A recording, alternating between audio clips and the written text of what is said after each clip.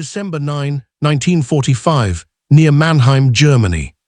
The morning air is cold and colorless. Low clouds hang over the shattered German countryside. The war is over, but the land still smells of oil, mud, and burned steel. A U.S. Army staff car moves slowly along a narrow road. Inside sits General George S. Patton. He is no longer wearing a helmet, no pistol at his side, no maps spread across his knees. The man who once commanded armies now watches the countryside pass in silence. At an intersection, a U.S. Army truck turns unexpectedly. Metal collides with metal. The impact is not violent. There is no explosion, no battlefield chaos. Yet when the car stops, something irreversible has happened. Patton's neck is broken. His body, built for war, has finally been defeated by peace. In the days that follow, newspapers will call it an accident, a cruel twist of fate. But for those who knew him, the truth feels deeper. George Patton survived machine guns, artillery barrages, and the killing fields of 2 world wars. What he could not survive was a world without war. As doctors fight to keep him alive, the question lingers in the hospital air. How did a man so certain he was born to fight reach this quiet end? The answer begins long before Germany. Long before World War II. It begins with a boy who believed destiny had already chosen him. George Smith Patton Jr. is born on November 11, 1885, in San Gabriel, California. From the beginning, his life is framed by war. His family lineage is steeped in military history, Confederate officers, fallen ancestors, and stories of valor recited like scripture. These are not distant tales to young George, they are instructions. His father fills the house with books on ancient warfare. Homer, Caesar, Napoleon. Battles are discussed not as history, but as lessons. Patton grows up believing greatness is inherited and that he is expected to claim it. But the boy who dreams of battlefield glory struggles early. He suffers from severe dyslexia, though it will not be recognized by name in his lifetime. Reading is slow, writing is painful. At school, Patton is often humiliated. Failure, however, does not break him. It hardens him. He learns discipline as survival. In 1904, Patton enters the Virginia Military Institute, then transfers to the United States Military Academy at West Point. The academy is unforgiving. Patton fails mathematics. He is forced to repeat a year. For many, this would end a career. For Patton, it becomes a vow. He begins to train obsessively, long-distance marches, sword drills, marksmanship. He studies war as others study religion. He writes notes to himself about courage, how fear must be conquered through action. He believes hesitation kills more soldiers than bullets. In 1909, Patton graduates from West Point and is commissioned as a cavalry officer. The U.S. Army he joins is small, underfunded, and focused on frontier duty, but Patton's mind is already elsewhere. He sees himself not policing borders, but commanding armies. In 1912, he represents the United States in the Olympic pentathlon in Stockholm. He finishes 5th. Even here, he is furious with imperfection. To Patton, anything short of victory is failure. By the time Europe begins to slide toward war, Patton is restless. He believes conflict is not only inevitable, it is necessary.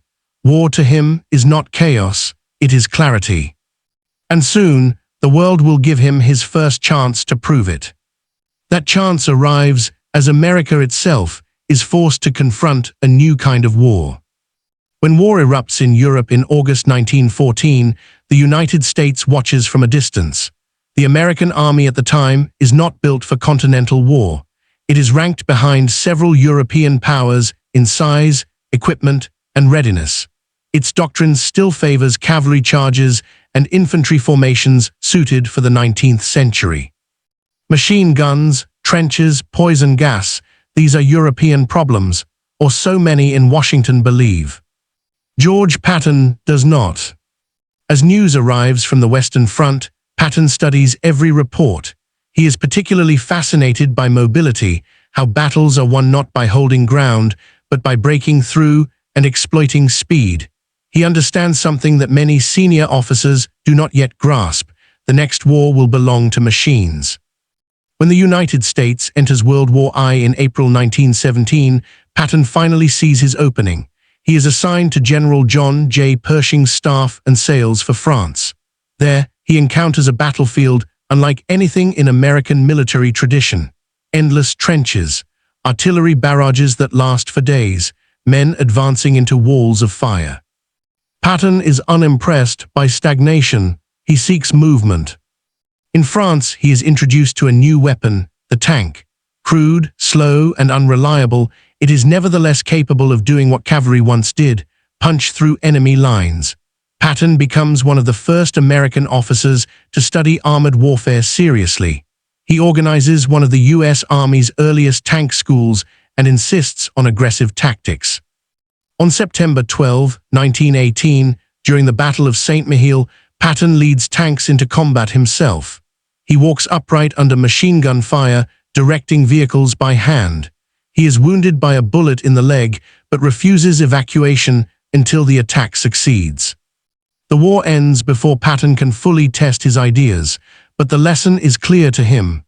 The future of warfare is speed, shock, and relentless pressure. The interwar years will be quiet on the surface. For Patton, they are anything but. He writes, he trains, he argues with superiors who still believe wars will be slow and orderly. By the 1930s, the world once again edges toward conflict. Europe rearms, Germany experiments with blitzkrieg. Patton watches closely. He knows the next war will not forgive hesitation. And when it comes, it will demand commanders willing to move faster than fear. That demand will expose every side of George Patton, both the man and the myth. George Patton's greatest battlefield is not in Europe, it is inside himself. He believes with absolute conviction that he is destined for war. Patton openly speaks of having lived past lives as a soldier at Troy under Caesar with Napoleon. To modern ears, it sounds delusional. To Patton, it is grounding. It removes doubt. If he was born to fight, then fear becomes irrelevant. Yet this belief also hides insecurity. Patton is terrified of failure, not death, failure. He writes obsessively in his diary, measuring his worth against history's greatest commanders. Every battle is a test. Every pause feels like weakness. This inner pressure drives him forward. It also makes him volatile. Patton leads by certainty. Orders are not suggestions. Discipline is not negotiable. He believes confusion kills more men than bullets. His speeches are blunt, profane, unforgettable. He tells soldiers that war is brutal and that survival depends on aggression. Many are inspired, some are frightened. Patton does not see a difference. Under his command, units move faster, push harder, and accept higher risk. He demands immaculate uniforms, polished helmets, and rigid posture, not for appearance, but for mindset. To Patton, discipline on the outside creates discipline under fire. The cost is emotional distance. He rarely comforts. He expects obedience before understanding. Patton treats discipline as a combat tool. He drills relentlessly. He punishes publicly. He removes officers without hesitation. Critics call him cruel. Patton calls it preparation. He believes soldiers do not rise to the occasion, they fall back on training. In battle, there is no time for debate, only action. This philosophy creates elite formations capable of rapid movement. It also creates resentment and fear. And soon, that fear will collide with the realities of war itself, testing whether Patton's methods produce victory or catastrophe. That collision will expose how others see him, especially his enemies. George Patton does not believe in holding ground. He believes in breaking it. His tactical philosophy is simple and unforgiving. Move faster than the enemy can think. Armor is not meant to wait for infantry. It is meant to shock, penetrate, and never stop. He studies German blitzkrieg closely and draws a dangerous conclusion. Germany's methods can be beaten, but only by being more aggressive than they are. Patton emphasizes constant forward motion. Logistics follow the advance, not the other way around. When fuel runs short, he improvises. When flanks are exposed, he accepts the risk.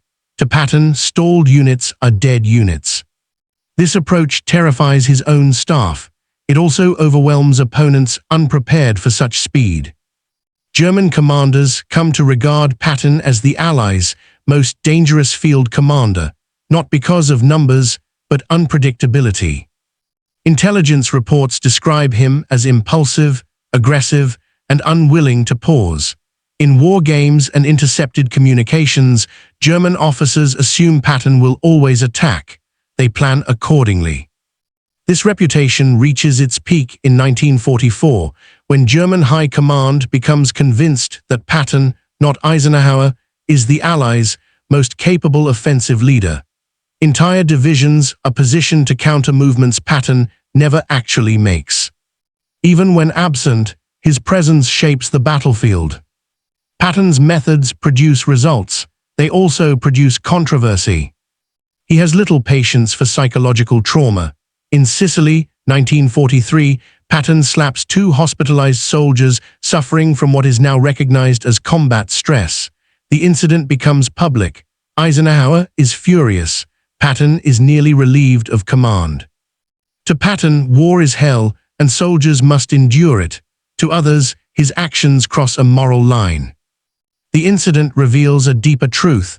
Patton is perfectly suited for war's violence, but increasingly incompatible with its human cost.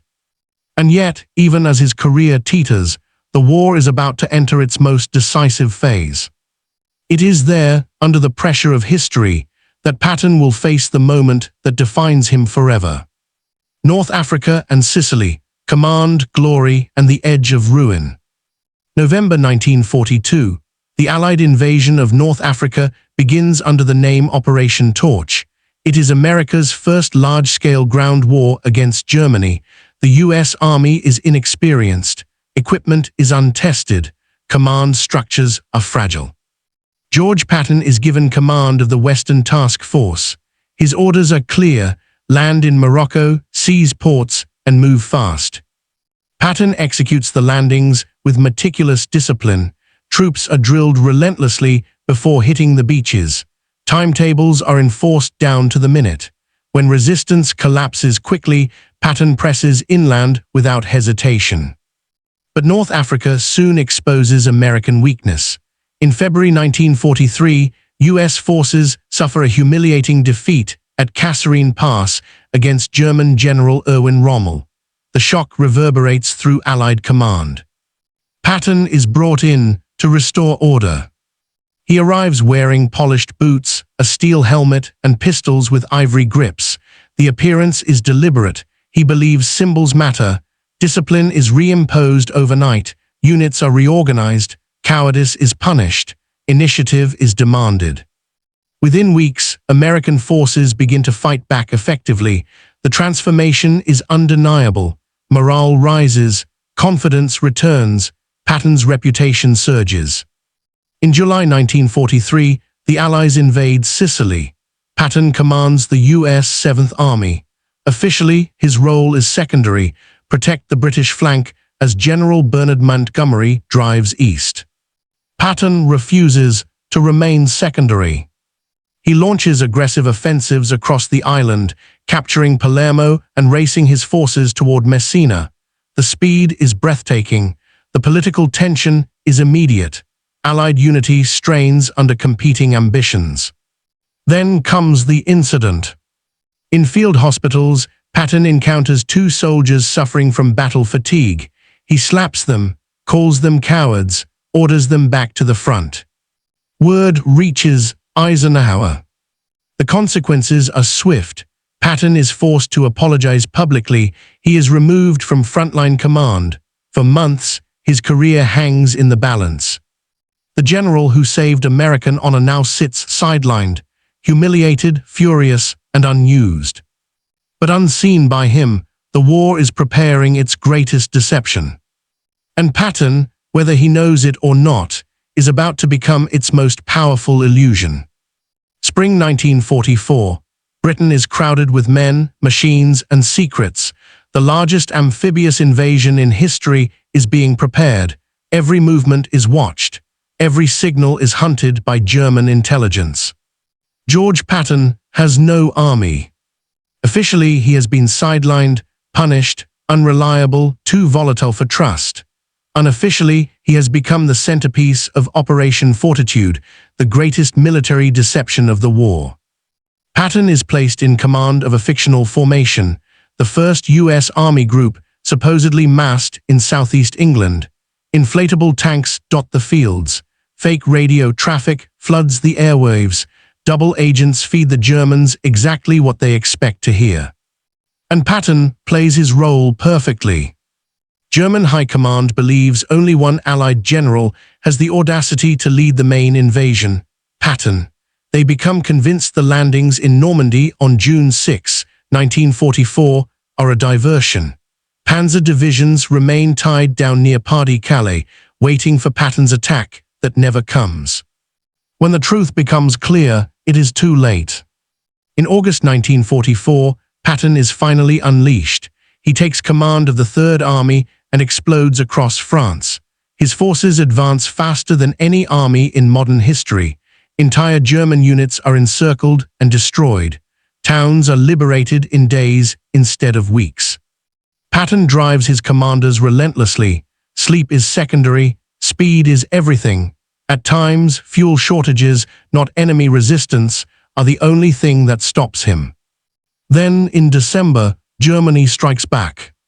The Battle of the Bulge catches the Allies by surprise. American forces at Bastogne are surrounded. Winter grips the Ardennes. Roads freeze. Visibility collapses.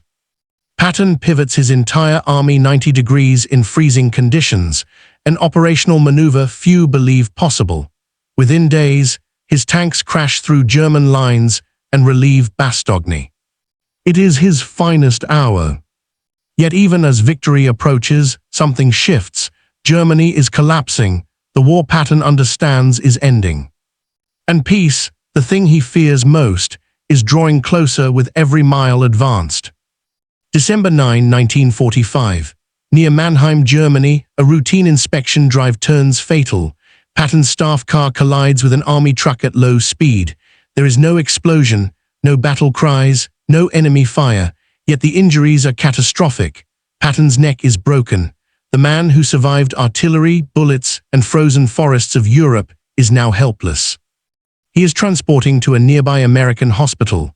Surgeons work tirelessly, but the damage is irreversible. By December 21, George S. Patton dies, age 60. News of his death shocks the world. Soldiers under his command grieve openly. Allied leaders express restrained sorrow. The press calls it an accident. For many, it feels like the universe has silenced a man who never knew restraint. Patton's funeral is held with full military honors. Tanks, troops, and banners accompany the procession. Soldiers salute not only a general but a symbol, a relentless force of action that once carried an entire army across a continent. West Point classmates, wartime peers, and journalists record their memories of a man both brilliant and tempestuous, fearless and controversial. His immediate legacy is complex. Patton's tactics, speed, aggression, and mobility reshape U.S. armored doctrine. His methods influence NATO exercises, military training, and Cold War thinking. Yet his personality, once essential for victory, is cited as a cautionary tale of hubris. Commanders study his career not only for triumphs, but for errors, misjudgments, and moral conflicts. Stories circulate of soldiers calling out his name during battle, drawing courage from the memory of a general who believed destiny favored action. Others speak quietly of his obsession with war, a reminder that brilliance often comes wrapped in volatility.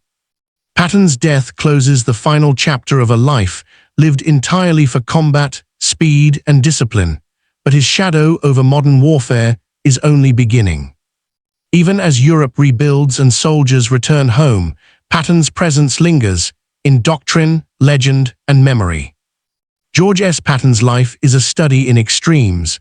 He was a man defined by motion, discipline, and an unrelenting belief that destiny demanded action.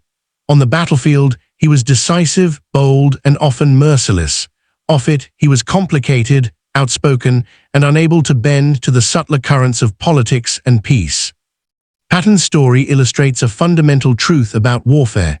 Victory often favors not only strength and strategy, but the willingness to act faster, to embrace risk, and to compel others to follow.